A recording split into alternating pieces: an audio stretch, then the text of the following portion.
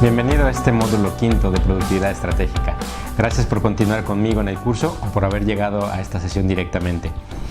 Vamos a desarrollar algunos aspectos sobre los equipos de trabajo. Hablaremos sobre el conflicto constructivo, pero antes vamos a conversar un poco acerca de la productividad interna y externa. ¿Recuerdas cuando vimos esta diapositiva en el módulo anterior sobre el flujo de conocimiento en la empresa? Hablamos de la importancia de contar con un capital intelectual capaz de hacer trabajos muy eficaces a través del conocimiento y de las destrezas individuales. Pero además dijimos que es todavía mejor compartir ese conocimiento en la empresa para luego hacer un uso colectivo de él dependiendo de las necesidades. Pues bien, ahora daremos un paso más. Todo lo anterior está muy bien si todos los que tienen y aportan ese conocimiento continúan en la empresa. Pero ¿qué pasa si uno o varios de estos empleados con talento se van? Ya hemos hablado en el módulo 2 y 3 acerca de la importancia de la retención del talento, pero en la práctica, incluso en condiciones óptimas, la gente puede rotar en las empresas. Por tanto, ¿qué hacemos para evitar que el conocimiento se vaya con quienes lo han traído a la organización? Debemos almacenar dicho conocimiento. Esto es lo que se llama memoria organizacional. Almacenar y preservar en la memoria el capital intelectual es fundamental para que una empresa sea productiva internamente. A esto lo llamamos stock intelectual. Cuanto más stock intelectual sea capaz de almacenar la organización, mayor será la inteligencia de negocio o business intelligence necesaria para alcanzar sus objetivos. Todo conocimiento con potencial de convertirse en stock intelectual debe identificarse por los managers y altos mandos de la empresa y luego determinar junto con sus generadores de conocimiento los métodos y repositorios más efectivos para almacenarlo. Normalmente esto se hace a través de bases de datos, softwares, documentación de procesos, mapas temáticos y se incluyen aquí también las patentes. Este stock intelectual sirve para favorecer la productividad interna de los equipos. De la misma forma que no se debe confundir la competitividad externa con la interna, tampoco se debe confundir a equipos y grupos. ¿Qué es un equipo? Un equipo es un tipo de grupo de dos o más personas que existe para cumplir un propósito común. Para que los equipos sean competitivos, deben ser conscientes de cumplir con las 3 Is, es decir, ser interdependientes, interactuar e influenciar al resto del equipo.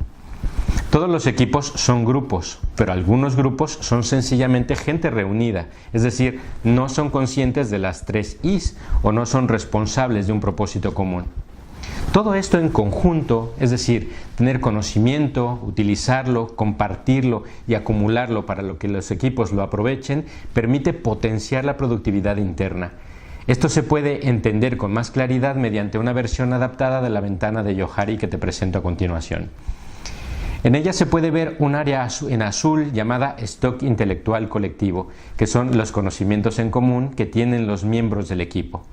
Pero no solo conocimientos técnicos, sino de habilidades, experiencias, destrezas, incluso de personalidades de los propios integrantes de los equipos. El propósito de este rectángulo azul es que sea lo más amplio posible, lo que permite un conocimiento más integral y equilibrado de los miembros del equipo. Para ampliar el rectángulo hacia la derecha, es decir, hacia lo que tú desconoces, se necesita del feedback de tus compañeros para que aprendas de ellos y acerca de ellos, mientras que ampliarlo hacia abajo requiere de que compartas información con el resto para que aprendan de ti y sobre ti. Desde luego que siempre habrá un porcentaje de área desconocida que no pueda reducirse por los miembros del equipo a pesar del feedback intenso. Ahí es donde entra en acción la formación. Este método no significa que todos sepan hacer lo mismo, sino que todos sepan muy bien lo que hace cada uno de los miembros del equipo. Esto ofrece la ventaja de saber cómo podemos distribuir las tareas de forma eficiente y también permite gestionar mejor las relaciones hacia el interior del equipo, pero sobre todo ofrece la posibilidad de comprender correctamente los problemas. Esto es muy importante ya que a veces se tienen equipos muy potentes para trabajar en soluciones, pero absolutamente incapaces para determinar si es la solución correcta. Adicionalmente, el método ofrece la posibilidad de diluir los conflictos mediante la cohesión de equipo. Por eso, desarrollar la ventana de Johari permite la posibilidad de desarrollar productividad interna, ya que permitirá alcanzar los objetivos del equipo con mayor eficacia.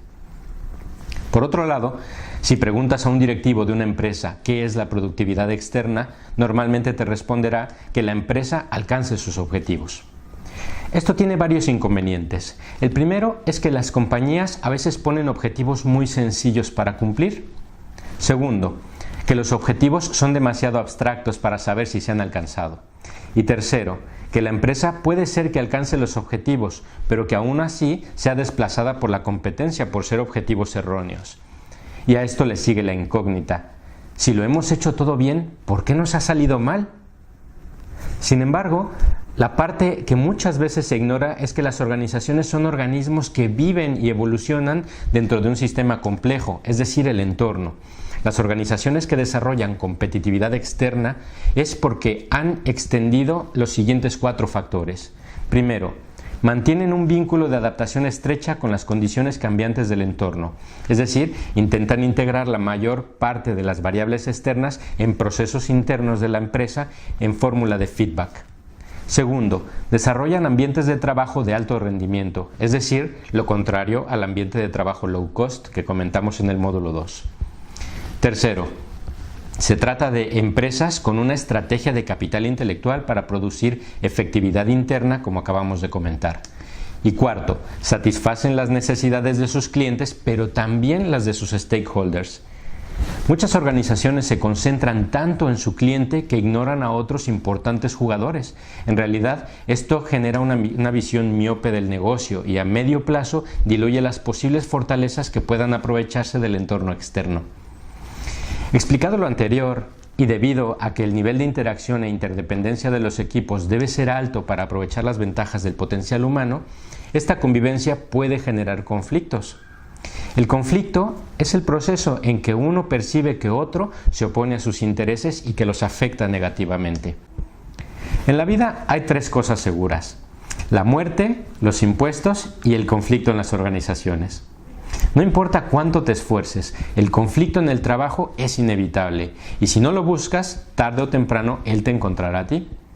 La habilidad para identificar el conflicto, reconocer su naturaleza y ser capaz de solucionarlo puede brindarte una de las diversas herramientas que se requieren para ser un buen líder. ¿Cuántas veces no has sido testigo de disputas entre profesionales que solo intentan destruirse? Tan malo es el que intenta pasar por encima de los demás de forma desmesurada para defender sus intereses, como el que permite que le pongan la cabeza contra el suelo creyendo que con ellos se resolverá el conflicto. De hecho, está comprobado que el conflicto tiende a escalar si no se resuelve proactivamente. Incluso es común ver cómo un pequeño malentendido puede convertirse en un problema monumental por no haber resuelto la diferencia correctamente. Hasta la década de los 80, los expertos veían al conflicto como un episodio disfuncional cuyo esfuerzo era inútil, minaba las relaciones personales y producía descontento en el trabajo, desinterés, estrés, evaporación de la confianza, egoísmo para compartir información y especialmente caída de la productividad. La primera gráfica corresponde a esta visión, donde se ve claramente que a mayor nivel de conflicto, peor resultado. La solución para esta perspectiva era simplemente evitar el conflicto. En las 2 siguientes décadas, los expertos creían que era necesario el conflicto y que existía un nivel óptimo que debía alcanzarse sin rebasarlo para sacar provecho de este.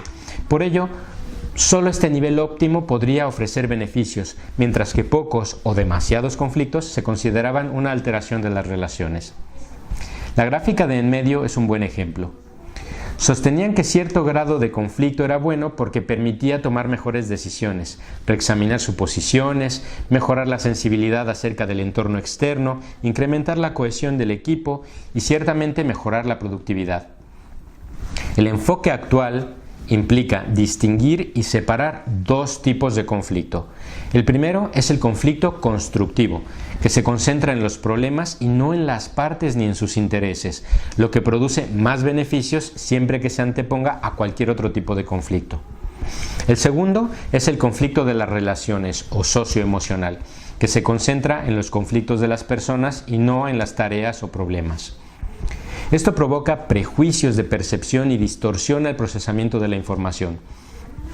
La ausencia de conflicto constructivo se entiende como negativa, pero un poco de conflicto constructivo y solo hasta cierto punto produce resultados positivos, ya que si el nivel de conflicto continúa incrementándose, el resultado se estanca, tal como lo muestra la figura de la derecha. Por su parte, el conflicto de las relaciones es absolutamente disfuncional. La mala noticia es que el problema radica en separar el conflicto constructivo del conflicto de las relaciones, ya que hay una tendencia defensiva natural que se activa cuando alguien critica nuestras ideas. Pero la buena noticia es que existen determinadas condiciones que ayudan a minimizar el conflicto de las relaciones y a potenciar el conflicto constructivo. Se trata de la inteligencia emocional de la que hablamos en el módulo anterior, la cohesión del equipo, que mencionamos hace unos minutos, y la cultura de la solidaridad a través de la identidad corporativa, que ya también tratamos en el módulo 1. Por último, me gustaría describir muy brevemente cuáles son los estilos interpersonales de gestión de conflictos. Esto no es únicamente para managers, es útil para todas las personas y a todos los niveles. En la gráfica tienes los 5 estilos principales: forzar, evitar, ceder, resolver el problema, y uno en medio de los 4 que es negociar. También puedes ver el grado correspondiente de asertividad o cooperación que requiere cada estilo. Pero, ¿cuándo será mejor usar uno u otro? Evitar es conveniente cuando el conflicto de las relaciones es alto o cuando el coste de la resolución del problema es más alto que los beneficios. Forzar es útil cuando tienes una profunda convicción acerca de tu postura, cuando se requiere de una solución rápida o cuando la otra parte puede obtener ventaja de la cooperación. Ceder siempre es conveniente cuando la otra parte tiene más poder, cuando el problema es mucho menos importante para ti que la otra parte o cuando el valor o la lógica de tu postura no son sólidos. Negociar es ventajoso cuando hay equilibrio de poder entre las partes, cuando se requiere una solución rápida y cuando no hay apertura ni confianza entre las partes. Finalmente, la resolución del problema es eficaz cuando los intereses de las partes no se oponen directamente. Las partes son abiertas o confían la una en la otra, y cuando se trata de asuntos complejos.